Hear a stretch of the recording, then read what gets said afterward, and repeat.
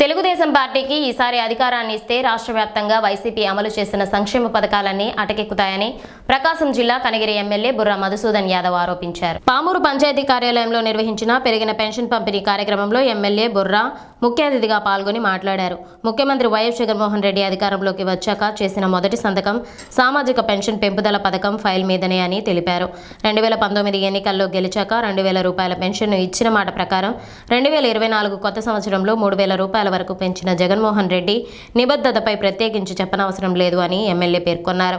భారతదేశంలోని ఒక్క ఆంధ్రప్రదేశ్లో తప్ప మరే రాష్ట్రంలో 3,000 రూపాయల పెన్షన్ పంపిణీ జరగడం లేదని అన్నారు.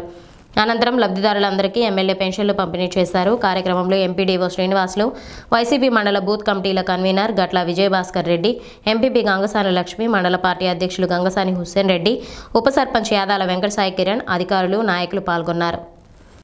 మనకి రాష్ట్ర వ్యాప్తంగా సంక్రాంతి పండుగ మొన్న 1వ తేదీ నుంచి మొదలైంది. ఎందుకంటే మన జగన్మోహన్ రెడ్డి గారు మేనిఫెస్టోలో ఇచ్చిన హామీల ప్రకారం పెన్షన్స్ పెంచుకుంటూ పోయి 3,000 దాకా ఇస్తానని చెప్పారు. ఆయన మాట నిలబెట్టుకోవడానికి ఈ నెల 3,000 పెన్షన్ చేశారు. రాష్ట్ర వ్యాప్తంగా ప్రతి మండలంలో కూడా ఈ పండుగ వాతావరణం 600 రూపాయలని గద్దెనెక్కాడు. రైతు రుణమాఫీ చేస్తానన్నాడు. అక్క చెల్లెలు డోక్రా చెల్లెలకి డోక్రా మహిళలందరూ కూడా రుణమాఫీ చేస్తానన్నాడు. కానీ ముఖ్యమంత్రి అయ్యాడు కానీ ఏ పని కూడా చేయలేదు. ఇంటికి ఉద్యోగం ఇస్తానన్నాడు. వాళ్ళ కొడుకు ఇచ్చాడు కానీ ఎవరికి ఉద్యోగం. కానీ నవరత్నాలు పెట్టాడు. కానీ ఆయన ముఖ్యమంత్రి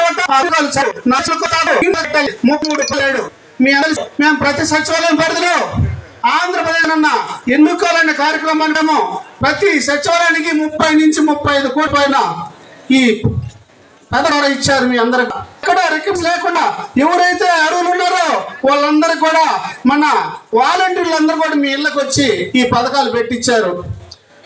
ఒకటి వచ్చేసరి తాత ఫ్రెండ్స్ వచ్చాయి తీసుకోమని ఇస్తున్నారు. 5,000 లేదంటే రోజు రాలేదాడు. మీ ఆఫీస్ చూపి 400 పెట్టు. కానీ 3,000 అంటే సామాన్యమైన మాటలు కాదు.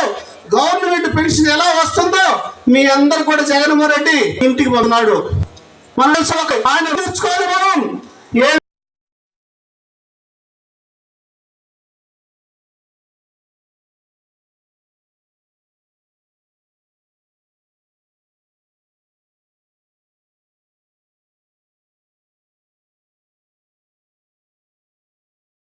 దేశ చరిత్రలో ఏ రాష్ట్రము కూడా ఒక అవ్వాతాతకి 3,000 రూపాయల పెన్షన్ ఇప్పుడు దాకా ఇవ్వలేదు.